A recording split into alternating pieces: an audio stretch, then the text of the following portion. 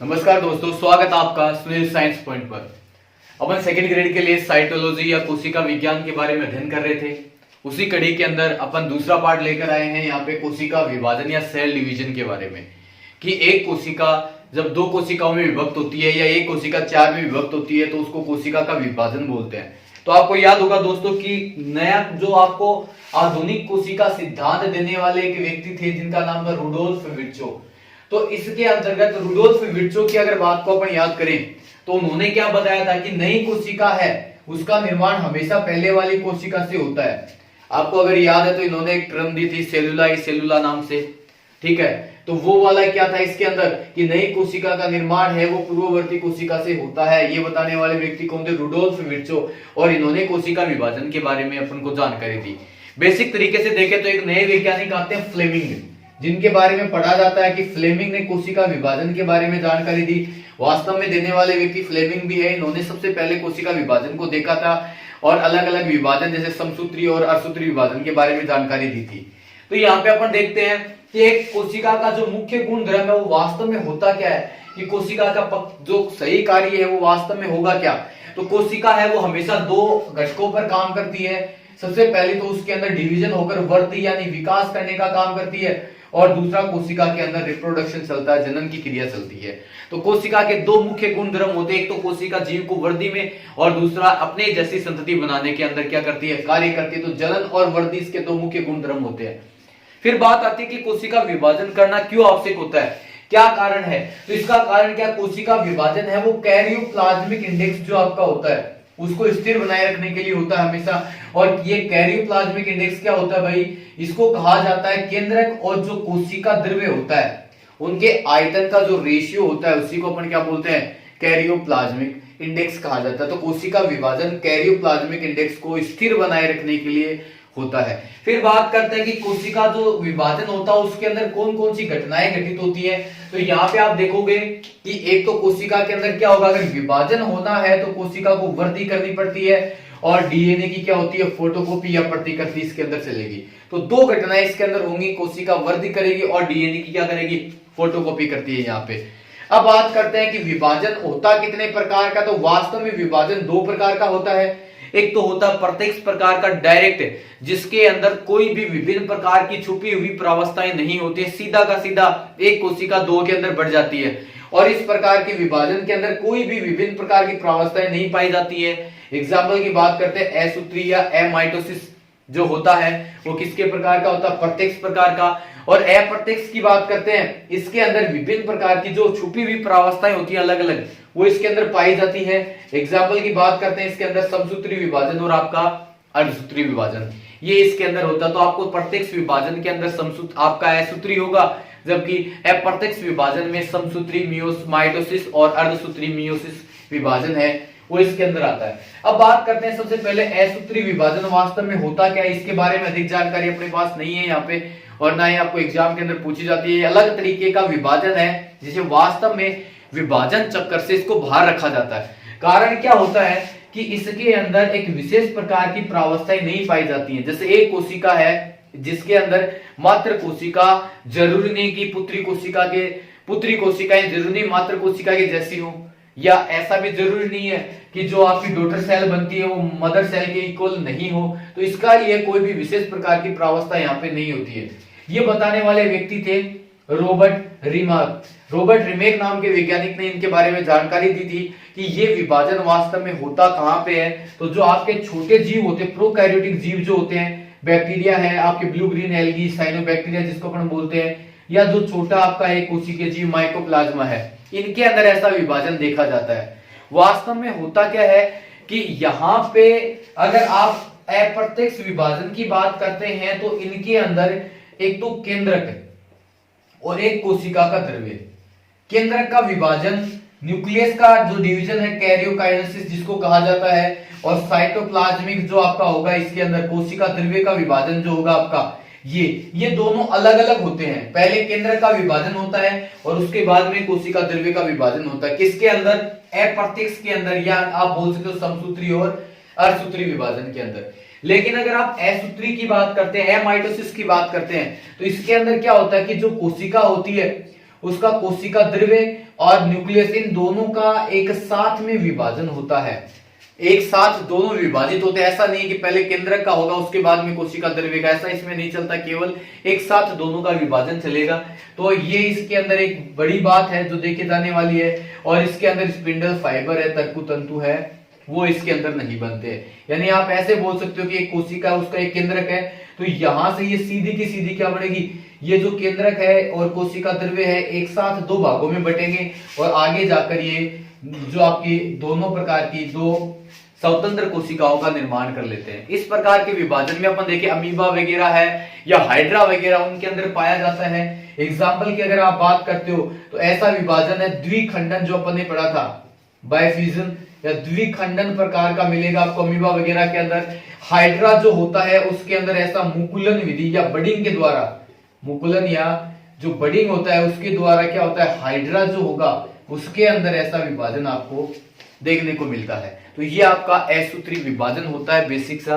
तो ये आपकी कोशिका विभाजन को अपन स्टार्ट किया, इसका आप स्क्रीनशॉट ले लीजिए। फिर अपन आगे चलते हैं कि आपका समसूत्री विभाजन क्या होता है, असूत्री विभाजन क्या होता है और इनके लिए एक विशेष प्रकार का चक्कर चलता है, वो अपन देखते हैं आगे। आप स्क्रीनशॉट ले लीजिए फिर चलेंगे।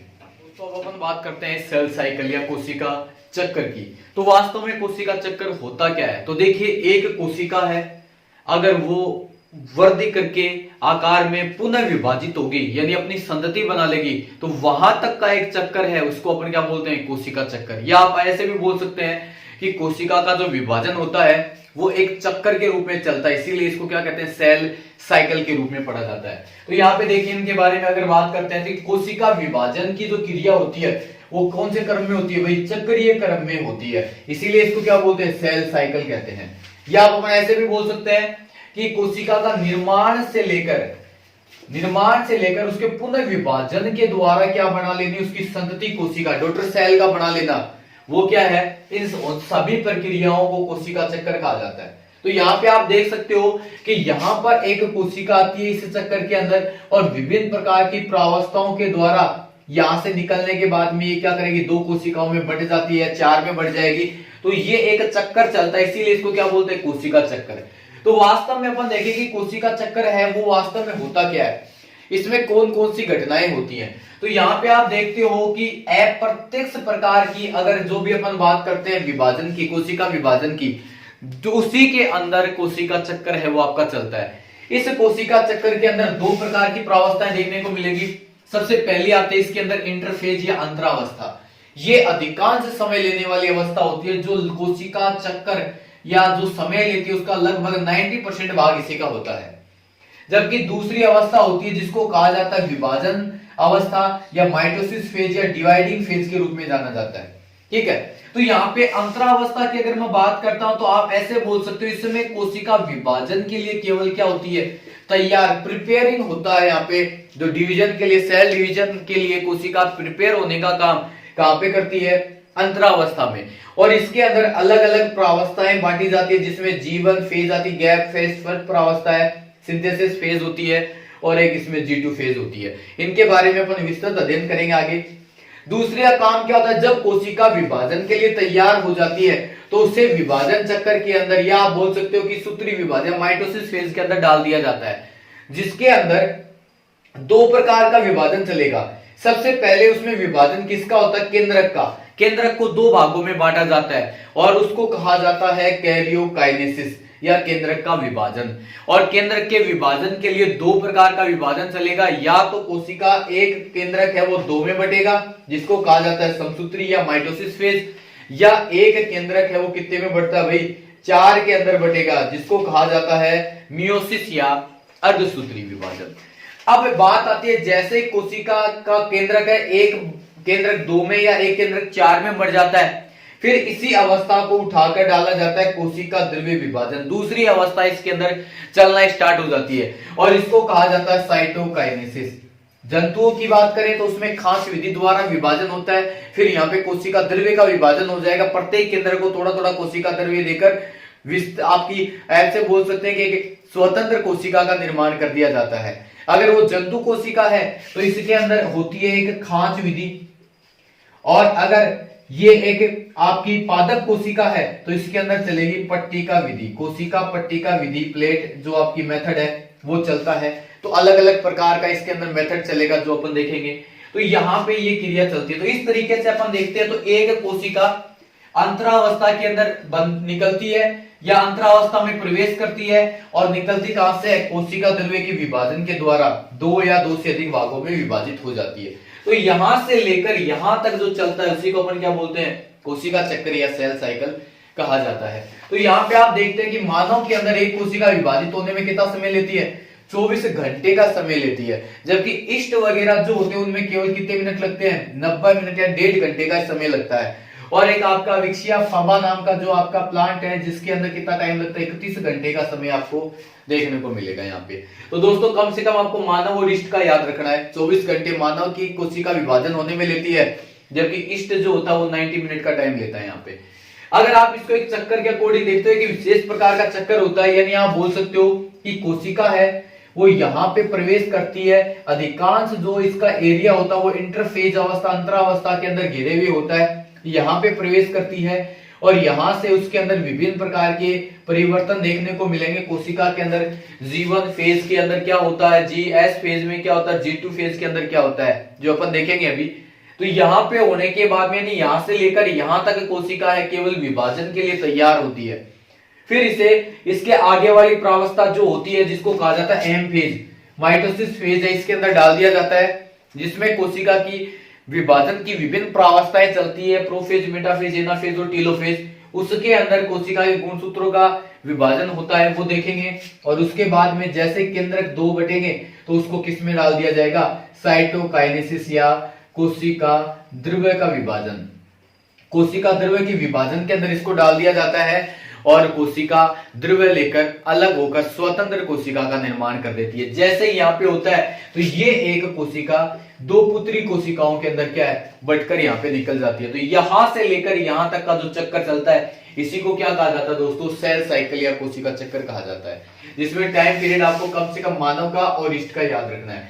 लास्ट जो आपकी ईयर थी उसके अंदर जो क्वेश्चन पूछा गया था कि कोशिका चक्कर या कोशिका विभाजन की अवस्थाओं का सही क्रम क्या होगा, तो ये क्वेश्चन आपको दिया गया था। तो यहाँ पे अगर अपन देखें तो ये वाली बात याद रखने की सही क्रम क्या होगा, सबसे पहले कौन सी अवस्था आती है, G1। अगर कोशिका विभाजन करना है तो सबसे पहले G1 फेज, उसके बाद में S, उसके बाद में G2, उसके बाद में कौन सी फेज आती है भाई, M फेज या माइटोसिस फेज है वो कोशिका के अंदर आएगी। तो ये इसका सही क्रम होता है। तो यहाँ पे अपन देखते हैं तो ये आपकी कोशिका चक्कर के बारे में जो अध्ययन है, हल्की सी जानकारी अपने लिए है। अब अपन एक एक के बारे में जानकारी लेंगे कि अंतरावस्था है, इसमें G1 फेज, S फेज या G2 फेज या इसी के अंदर एक आपकी G0 फेज भी पाई जाती है, इनका क्या कार्य है और ये कोशिका के अंदर कैसे सहायता प्रदान करते हैं इनके बारे में अपन देखेंगे। आप इसका स्क्रीनशॉट ले लीजिए, फिर अपन आगे चलते हैं। तो दोस्तों अब स्टार्ट करते हैं अपन सबसे पहला पार्ट, अंतरावस्था या इंटरफेज। तो देखिए इंटरफेज की अगर बात करते हैं तो इंटरफेज यहां से लेकर, आपने देखा है दोस्तों कि यहां से लेकर यहां तक चलने वाली प्रावस्था यहां से शुरू होती है और ये पूरा का पूरा सेल साइकिल का आप बोल सकते हो 95% भाग है वो किसका होता है, अंतरावस्था का ही होता है। जो अपन ने पहले देखा है कि ये कितना परसेंट भाग कवर करती है, 95%, जबकि ये वाला जो पार्ट रहता है ये केवल कितने परसेंट का रहता है, इसमें 5% वाला पार्ट रहता है। तो अधिकतम ये आपसे बोल सकते हैं कि सेल साइकिल की सबसे लंबी अगर प्रावस्था की बात आती है तो वो कौन सी होती है, इंटरफेज होती है। अब इंटरफेज के बारे में 2-3 बातें हैं। इसको क्या कहा जाता है, एक तो रेस्टिंग फेज कहा जाता है, इसको क्या बोलते हैं, आरामदायक अवस्था, रेस्टिंग फेज के रूप में जाना जाता है। क्यों बोलते हैं दोस्तों इसको रेस्टिंग फेज, इसलिए कहा जाता है कि ये जो आपका कोशिका का विभाजन होता है, एक कोशिका विभाजित होती है, फिर अंतरावस्था आती है, फिर दूसरी कोशिका विभाजित होती है। यानी आप ऐसे बोल सकते हो एक बार विभाजन होता है, फिर इंटरफेज आते हैं, फिर विभाजन होता है, 2 विभाजन प्रावस्थाओं के बीच की अवस्था होती है। तो ऐसा माना जाता है कि ये अवस्था जब आती है तो इस समय कोशिका क्या करती है, रेस्ट करती है, इसीलिए इसको क्या बोलते हैं, रेस्टिंग फेज। 2 लगातार कोशिका विभाजन के बीच की अवस्था होने के कारण इसको क्या बोलते हैं, ये विभाजन के बाद में, विभाजन से पहले और विभाजन के बाद की अवस्था, इसलिए इसको क्या बोलते हैं, रेस्टिंग फेज कहा जाता है। दूसरी बात है इसी को क्या बोलते हैं, एनर्जेटिक फेज भी कहा जाता है।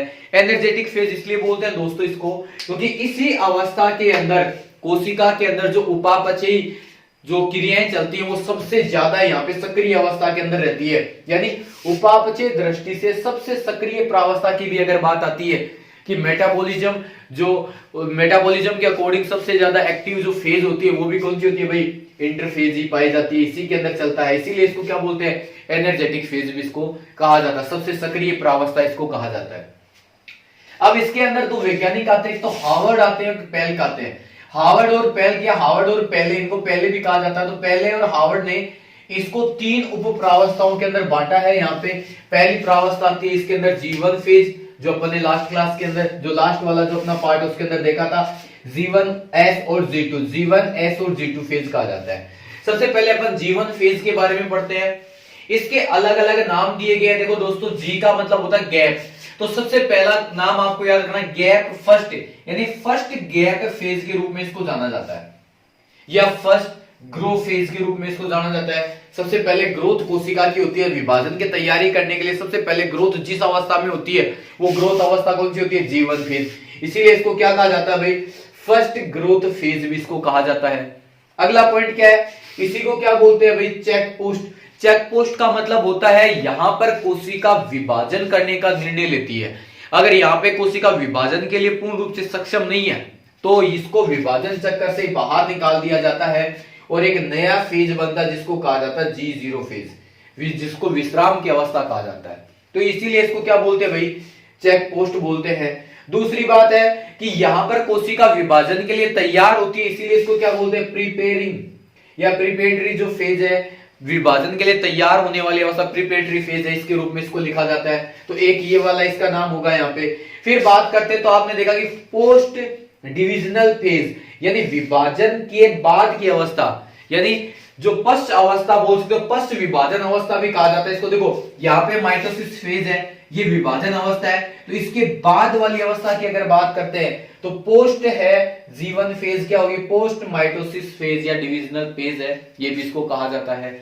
आगे की बात करें तो इसको कहा जाता है pre DNA synthesis phase. Pre DNA synthesis का मतलब होता है कि जो एस फेज होती है आपकी, सिंथेसिस फेज होती है जिसके अंदर डीएनए का सिंथेसिस या संश्लेषण चलता है, तो इससे पहले वाली कौन सी होती है, G1 फेज होती है। इसीलिए इसको कहा जाता है प्री डीएनए सिंथेसिस फेज भी इसको बोलते हैं, यानी संश्लेषण पूर्वी अवस्था के रूप में इसको जाना जाता है, पूर्व संश्लेषी प्रावस्था के रूप में भी इसको क्या बोलते हैं, G1 फेज को जाना जाता है। तो दोस्तों इसके अलग अलग नाम होते हैं, अलग अलग जगह के ऊपर अलग अलग जो इनके कार्य के आधार पर इसके नामों को लिखा गया है। तो अगर एग्जाम के अंदर आपको G1 फेज ना ऑप्शन में देकर कुछ और अगर आ जाए तो कोई दिक्कत वाली बात नहीं, अपन आराम से कर देंगे यहाँ पे। फिर बारी आती है इसके बारे में। देखो पहली बात तो क्या है, जो आपके माइटोटिक फेज और एस फेज के मध्य पाई जाती है। ये देखिए दोस्तों, ये माइटोटिक फेज होती है और ये कौन सी होती है आपकी, एस फेज, इन दोनों के बीच में पाई जाती है। ठीक है बात। दूसरी बात होती है कि इंटरफेज की सबसे लंबी प्रावस्था होती है। तो ये मोस्ट क्वेश्चन बनता है आपके लिए एग्जाम के अंदर कि भाई वैसे तो सेल साइकिल की सबसे बड़ी अवस्था है वो इंटरफेज है, लेकिन इंटरफेज में भी सबसे बड़ी कौन सी होती है, तो सबसे बड़ी कौन सी होती है भाई, G1 फेज अवस्था, वो सबसे बड़ी अवस्था इसके अंदर होगी। फिर देखिए यहां पर कोशिका विभाजन का क्या लेती है भाई, निर्णय लेती है, डिटर्मिनेशन, या इसका जो आपका निर्णय लेने वाली अवस्था होती है यहाँ पे, इसीलिए इसको क्या बोलते हैं, कोशिका के लिए विभाजन का निर्णय लेती है, इसीलिए इसको क्या बोलते हैं, चेक पोस्ट अवस्था कहा जाता है। यहाँ पे चेक होगा कि कोशिका विभाजन करेगी या नहीं करेगी, इसीलिए इसको क्या बोलते हैं, चेक पोस्ट कहा जाता है। फिर देखिए यहाँ पे कार्य क्या होता है, तो यहाँ पे आरएनए और प्रोटीन का क्या होता है, संश्लेषण प्रारंभ हो जाता है। आरएनए और प्रोटीन संश्लेषण है यहाँ पे क्या होगा, प्रारंभ हो जाता है। कोशिका के अंदर वृद्धि होती है, यानी इसी के अंदर कोशिका में क्या होगी भाई, वृद्धि होगी। वृद्धि का मतलब है जितने भी कोशिकांग है या कोशिका द्रव्य उनके अंदर क्या हो जाएगी, वृद्धि हो जाएगी यहाँ पे। फिर क्या करते हैं, इसी प्रावस्था को कोशिका की वृद्धि व विकास करती है। देखिए दोस्तों ये लिखा हुआ है, यहाँ पे कोशिका क्या करती है, वृद्धि भी करती है और विकास भी करती है। इसका मतलब ये होगा कि कोशिका के अंदर जो कोशिका द्रव्य होता है, कोशिकांग होते हैं, उनके अंदर क्या हो जाएगी, वृद्धि होना स्टार्ट हो जाएगी। ठीक है, अब आगे क्या देखा, इसमें गुणसूत्र है एक पतले धागे के रूप में एक क्रोमेटिड वाले हो जाते हैं। इसके अंदर जो गुणसूत्र होते हैं वो एकल क्रोमेटिड के अंदर हो जाएंगे, जिसके कारण क्या होगा कि आगे की जो अवस्था चलती है उसमें डीएनए की क्या होगी, प्रतिकृति या डीएनए का रेप्लिकेशन होना स्टार्ट हो जाएगा। यहाँ पे फोटोकॉपी है वो चलना स्टार्ट हो जाएगी। तो यहाँ पे ये है, तो यहाँ पे देखिए दोस्तों, इसमें डीएनए और स्टोन प्रोटीन की जो संश्लेषण की तैयारी होना स्टार्ट हो जाती है।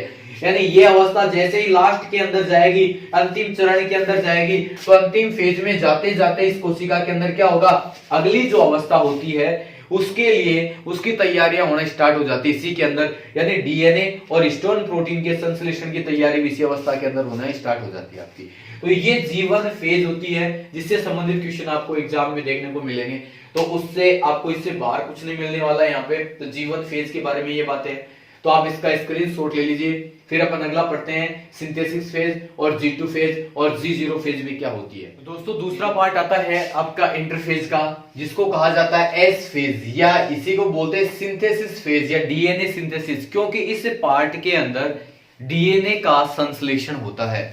तो यहाँ पे देखिए इस प्रावस्था के अंदर होता क्या है, वास्तव में डीएनए और हिस्टोन प्रोटीन का क्या होता है भाई, संश्लेषण होता है, इसीलिए इसको क्या बोलते हैं, एस फेज कहा जाता है, सिंथेसिस फेज के रूप में इसको जाना जाता है। फिर अपन यहाँ पे देखते हैं भाई कि यहाँ पर डीएनए का होता क्या, द्विगुणन होता है भाई। दोस्तों यहाँ पे होता क्या है, रेप्लिकेशन होता है, यहाँ पे डीएनए का जो क्या चलेगा, रेप्लिकेशन या द्विगुणन चलेगा।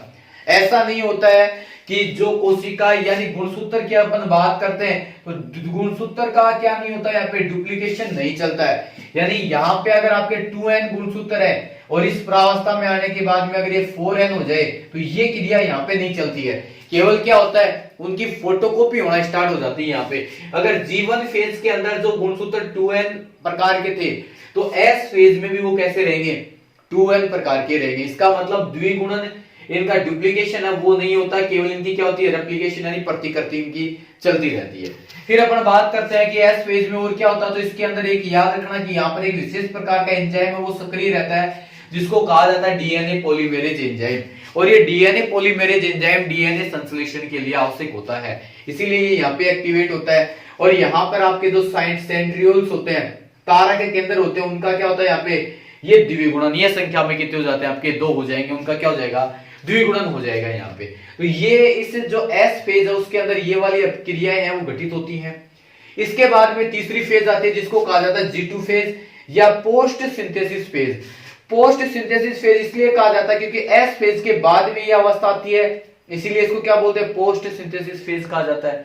यहाँ पे आप देख सकते हो इसको और नामों से भी जाना जाता है, इसको क्या बोलते हैं, सेकेंडरी ग्रोथ फेज, क्योंकि G2 का मतलब होता है ग्रोथ फेज सेकेंड, यानी सेकेंडरी ग्रोथ फेज कहा जाता है, या इसी को बोलते हैं सेकेंडरी गैप फेज भी इसको कह देते हैं भाई, यहाँ पे ठीक है, कोई दिक्कत नहीं है। इसको कहा जाता है पोस्ट डीएनए सिंथेसिस फेज, क्योंकि डीएनए सिंथेसिस फेज के बाद की अवस्था है, इसीलिए इसको क्या बोलते हैं, पोस्ट डीएनए सिंथेसिस फेज भी कहा जाता है। एक इसका ये नाम जो आपका यहाँ पे प्री डिविजनल फेज, क्योंकि जो डिविजनल फेज होती है माइटोसिस जो आगे चलेगी आपकी, उससे पहले वाली अवस्था होती है, इसीलिए इसको क्या बोलते हैं, प्री डिविजनल फेज भी कहा जाता है। इसीलिए इसके ये आपके नाम है, थोड़े याद रखने इसके। अब बात करते हैं कि इस अवस्था में होता क्या है। तो पहली बात तो याद रखनी है कि कोशिका द्रव्य के जितने भी आपको घटक मिलते हैं, जितने भी इसमें सेल ऑर्गेनिल्स वगैरह है, उन सब की मात्रा क्या हो जाएगी, यहाँ पे दुगुनी होना स्टार्ट हो जाती है। यानी एग्जांपल की बात करते हैं, यहाँ पे माइटोकॉन्ड्रिया, प्लास्टिड वगैरह जो भी है, उन सब का क्या होगा, यहाँ पे द्विगुणन होना स्टार्ट हो जाएगा। 1 से 2, 2 से 4 जितने भी है उनकी मात्रा है वो दुगुनी होना स्टार्ट हो जाती है। और क्या होता है यहाँ पे, तो यहाँ पे नए आपके प्रोटीन और आरएनए का निर्माण होना स्टार्ट हो जाता है, नए आरएनए और प्रोटीन बनना यहाँ पे शुरू हो जाएंगे।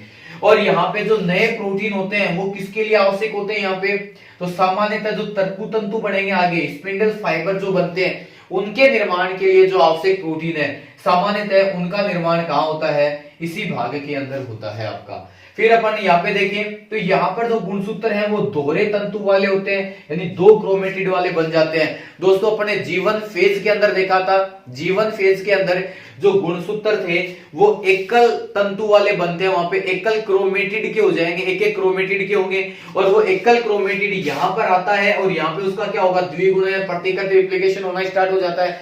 और फिर जैसे ही वो इस फेज में आते हैं वापस दोनों क्रोमेटिड आपस में जुड़ जाते हैं, और यानी आप क्या बोल सकते हो, दोहरे तंतु वाले क्या बन जाएंगे यहाँ पे गुणसूत्र, यानी 2 क्रोमेटिड वाले बन जाते हैं। यहाँ पे जो एकल क्रोमेटिड थे, यूनिक क्रोमेटिड या जो सिंगल क्रोमेटिड वाले थे वो अब डबल क्रोमेटिड के अंदर बदल जाते हैं। तो यहाँ पे आपकी G2 फेज के अंदर ये वाली क्रियाएं घटित होती है। एक इसके अंदर आती है G0 फेज, या इसी को क्या बोलते हैं, क्यूशिएंट फेज या शांत प्रावस्था। ये प्रावस्था क्या होती है कि ऐसी कोशिकाएं या आपके शरीर के अंदर ऐसे भाग जिनकी कोशिकाओं को ज्यादा विभाजन की आवश्यकता नहीं है। यानी सामान्यतः हर्ट सेल जो होती हैं वो इस अवस्था का पालना करती हैं। इसमें क्या होता है कि जीवन फेज जो होती है उसके अंदर जैसे किसी कोशिका को प्रविष्ट करवाया जाता है, एंटर करते हैं उसके अंदर, तो जैसे उसके अंदर एंटर करते हैं तो उसको अपन ने पढ़ा था कि इसको चेक पोस्ट अवस्था कहा जाता है। तो वहां पर ये कोशिका मेटाबॉलिज्म रूप से तो एक्टिव रहती है लेकिन ये डिवाइजन के लिए कैपेबल नहीं होती है। तो इसको क्या करते हैं, जीवन फेज से ही वापस इसको बाहर निकाल देते हैं। तो बाहर निकालकर एक नई प्रावस्था में इसको छोड़ दिया जाता है और उस प्रावस्था को क्या बोलते हैं, गैप जीरो फेज कहा जाता है या गैप ऑफ फेज के नाम से इसको जाना जाता है। तो ये उसके अंदर पाई जाती है। यानी वे कोशिकाएं जो विभाजन के लिए सक्रिय नहीं होती है या विभाजन के लिए तैयार नहीं होती तो उनको निकालकर G0 फेज में भेज दिया जाता है।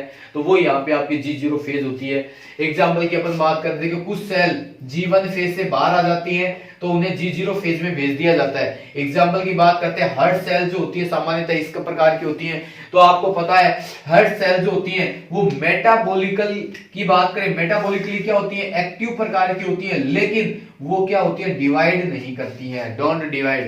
यानी मेटाबॉलिकली एक्टिव रहती है लेकिन डिवाइजन वो नहीं करती है।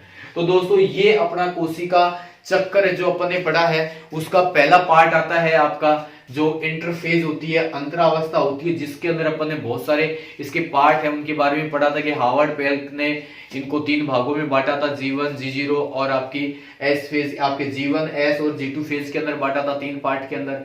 अंतरावस्था कोशिका चक्कर की सबसे बड़ी अवस्था होती है, 95% टाइम में वही लेती है और मानव के अंदर एक चक्कर, एक कोशिका विभाजन होने के लिए 24 हार्स का टाइम लेती है। तो वो अपन ने पढ़ा G1 फेज के अंदर क्या चलता है, GS फेज में क्या चलता है, G2 फेज के अंदर क्या चलता है, और उसके बाद में जब ये सारी फेजें निकल जाती हैं तो एक कोशिका विभाजन के लिए पूर्ण रूप से तैयार हो जाती है। और उस तैयार हुई कोशिका को अगली फेज जो आपकी आती है, जिसको कौन सी अवस्था बोलते हैं, डिविजनल फेज या माइटोटिक फेज कहा जाता है, उसके अंदर भेज दिया जाता है।